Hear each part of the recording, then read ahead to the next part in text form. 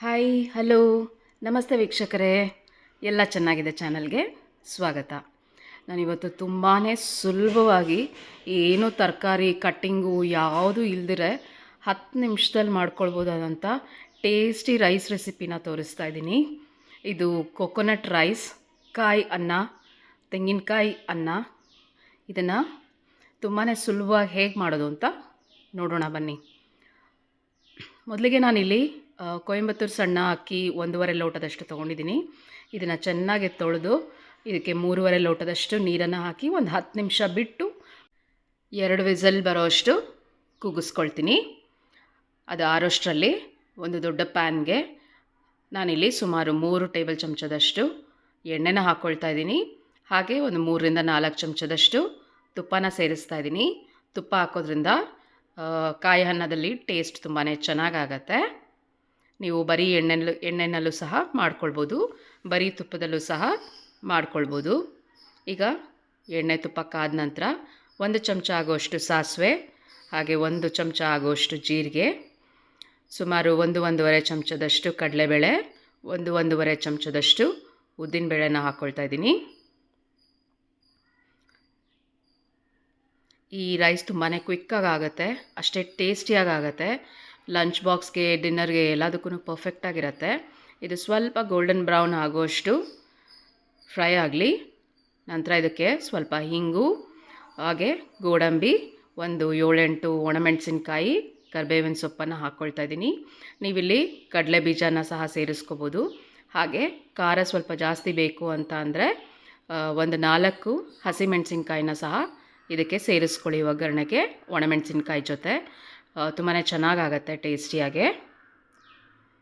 ಹಾಗೆ ಇದೆಲ್ಲ ಸ್ವಲ್ಪ ಗೋಲ್ಡನ್ ಬ್ರೌನ್ ಆಗೋಷ್ಟು ಫ್ರೈ ಆದ ನಂತರ ಸುಮಾರು 1 ಇಂಚ್ ಆಗೋಷ್ಟು ಶುಂಠಿನ ನಾನಿಲ್ಲಿ ತುರ್ಕೋತಾ ಇದ್ದೀನಿ. ಒಗ್ಗರಣೆಗೆ ಡೈರೆಕ್ಟ್ ತುರಿತಾ ಇದ್ದೀನಿ. ಶುಂಠಿಗೆ ಸಹ ಒಳ್ಳೆ ಫ್ಲೇವರ್ ಆ್ಯಡ್ ಮಾಡುತ್ತೆ ಈ ರೈಸಲ್ಲಿ. ಕೋಕೋನಟಲ್ಲಿ ಗುಡ್ ಫ್ಯಾಟ್ ಇರೋದ್ರಿಂದ ಈ ರೈಸ್ ತುಂಬಾ ಹೆಲ್ದಿಯಾಗೇ ಇರುತ್ತೆ. ಇದ್ರ ಜೊತೆ ನೀವು ಯಾವುದಾದ್ರೂ ಒಂದು ಸಿಂಪಲ್ ಆಗಿರೋ ಸ್ಪೈಸಿ ಸೈಡ್ ಡಿಶ್, ಕರಿ ಅಥವಾ ಫ್ರೈ ಮಾಡಿಕೊಂಡ್ರೆ ತುಂಬ ಚೆನ್ನಾಗಾಗತ್ತೆ. ನಾನಿಲ್ಲಿ 1 ತೆಂಗಿನಕಾಯಿನ ಪೂರ್ತಿ ತುರಿದಿಟ್ಕೊಂಡಿದ್ದೀನಿ.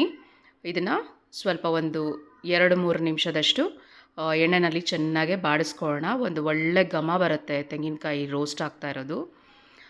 ಮೀಡಿಯಮ್ ಉರಿನಲ್ಲೇ ಇಟ್ಕೊಳ್ಳಿ, ಹೈ ಫ್ಲೇಮ್ ಮಾಡ್ಕೊಳಕ್ಕೆ ಹೋಗಬೇಡಿ. ಇದು ಸ್ವಲ್ಪ ಒಂದು 2-3 ನಿಮಿಷ ಫ್ರೈ ಆದ ನಂತರ ಇದಕ್ಕೆ ನಾವು ಸ್ವಲ್ಪ ಉಪ್ಪನ್ನು ಸೇರಿಸೋಣ.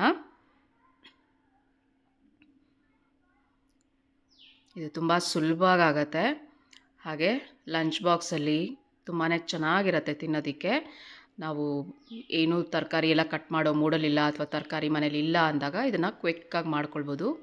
ಈಗ ಆರಿರೋ ಅಂಥ ಅನ್ನನ ಇದಕ್ಕೆ ಸೇರಿಸ್ಕೊಳ್ತಾ ಇದ್ದೀನಿ. ಇದಕ್ಕೆ ಅನ್ನ ಉದುರಿ ಆಗಿದ್ದರೆ ಚೆನ್ನಾಗಾಗತ್ತೆ. ತುಂಬ ಗಟ್ಟಿ ಮಾಡ್ಕೋಬೇಡಿ, ಸಾಫ್ಟಾಗಿ ಉದುರಿ ಆಗಿದ್ದರೆ ಸಾಕಾಗತ್ತೆ. ರುಚಿಗೆ ತಕ್ಕಷ್ಟು ಉಪ್ಪನ್ನು ಸೇರಿಸ್ತಾ ಇದ್ದೀನಿ. ಈಗ ಇದೆಲ್ಲ ಚೆನ್ನಾಗೆ ಲೈಟ್ ಹ್ಯಾಂಡೆಡಾಗೆ ಮಿಕ್ಸ್ ಮಾಡ್ಕೊಳ್ತಾ ಬನ್ನಿ.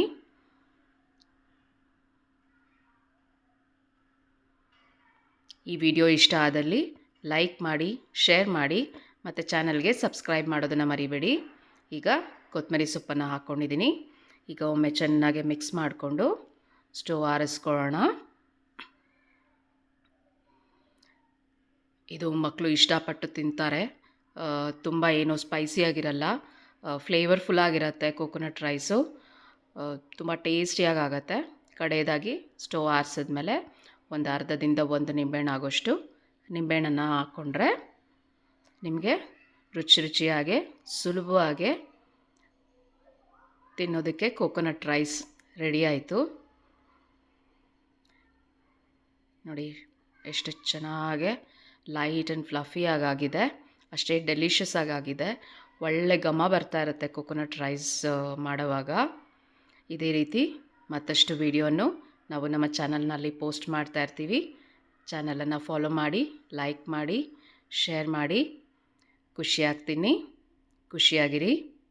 Thank you for watching. ಧನ್ಯವಾದಗಳು. Take care.